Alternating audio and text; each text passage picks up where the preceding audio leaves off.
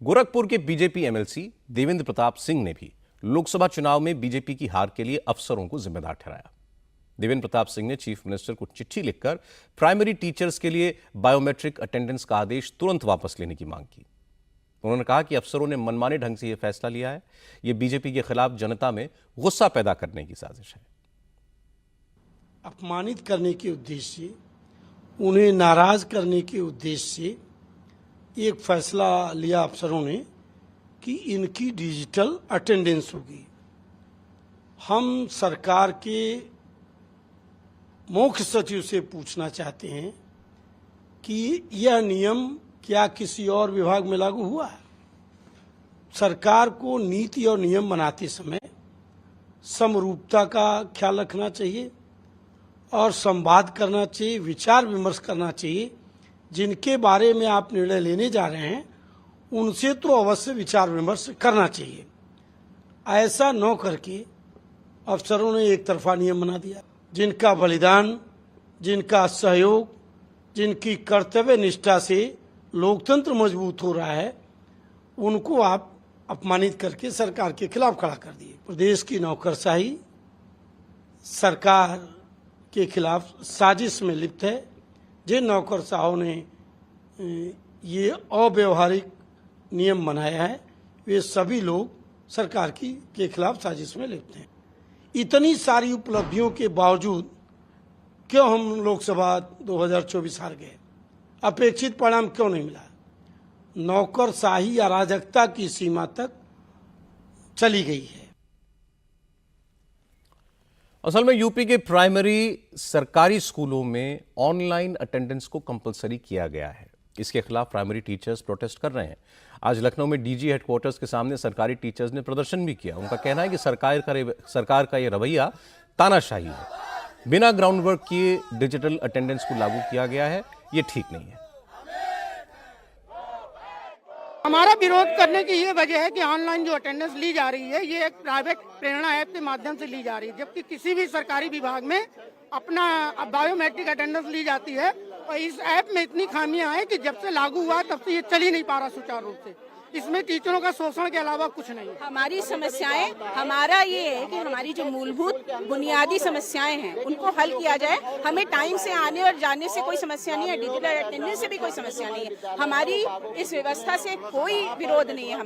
हमारा विरोध है उनकी मानसिकता से कि वो हमारे साथ संवाद करके हमारी समस्याओं को हल नहीं करना चाहते। हम डिजिटलाइजेशन और आधुनिकता का शिक्षक कभी विरोध कर ही नहीं सकता है, क्योंकि अगर वो इसका विरोध किया तो वो पिछड़ जाएगा और नए युवा को क्या सिखाएगा।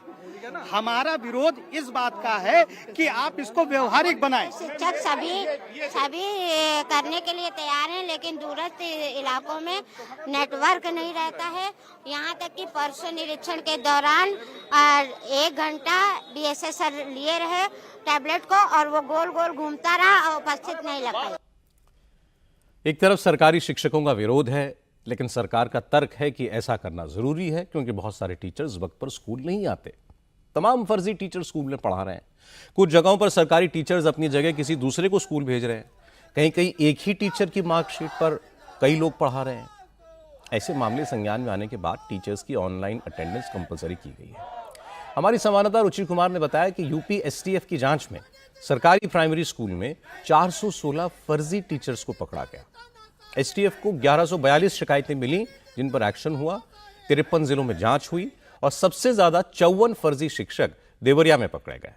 मथुरा से 43, सिद्धार्थनगर में 32, बस्ती में 30, गोरखपुर में 23, सीतापुर में 21, महाराजगंज में 20 और प्रतापगढ़ में 15 फर्जी शिक्षक पकड़े गए।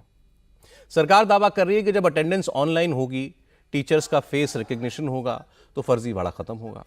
लेकिन विरोध कर रहे शिक्षक इसे मानने के लिए तैयार नहीं है।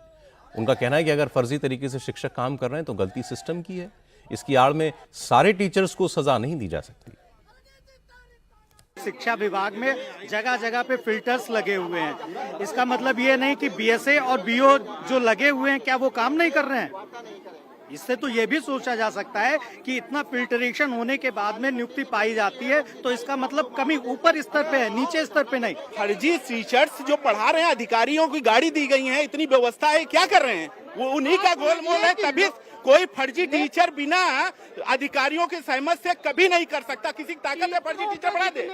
ये भ्रष्ट अधिकारियों की भ्रष्टाचार की ये सब एक मिले हुए हैं। आपके पास एक सिस्टम है ना, पूरा सिस्टम है, उस सिस्टम को लगाइए। जो नहीं जा रहा उसके ऊपर कार्रवाई करिए। मैं उसकी पसंद नहीं हूँ, लेकिन आप अनावश्यक लोगों को परेशान करेंगे, गड़बड़ है ना।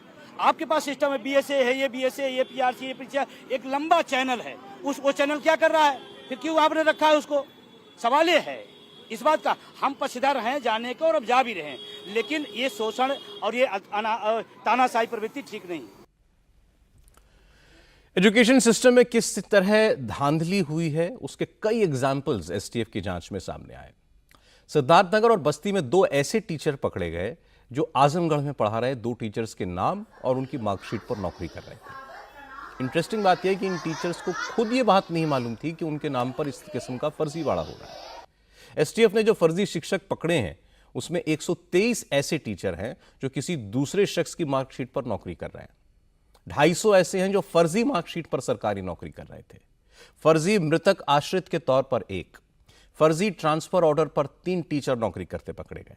6 टीचर ऐसे भी थे जिन्होंने अपनी डेट ऑफ बर्थ में कुछ हेरफेर कर रखा था। कुछ ने फर्जी डोमिसाइल और नकली जाति प्रमाण पत्र लगाकर नौकरी पाई। सरकार ने ऐसी घटनाओं को रोकने के लिए ही ऑनलाइन अटेंडेंस मैंडेटरी की है। माध्यमिक शिक्षकों पर यह व्यवस्था पहले से लागू है। सरकार ने बायोमेट्रिक अटेंडेंस का फैसला इसलिए किया ताकि टीचर्स वक्त पर स्कूल आए। जिस अध्यापक की नियुक्ति की गई है वही पढ़ाए, जिस सब्जेक्ट का टीचर है वही बच्चों की क्लास ले। इसमें गलत क्या है? लेकिन इसका भी विरोध हो रहा है और वोट के चक्कर में नेता प्रोटेस्ट करने वाले टीचर्स को सपोर्ट कर रहे हैं। यह सबसे दुखद बात है।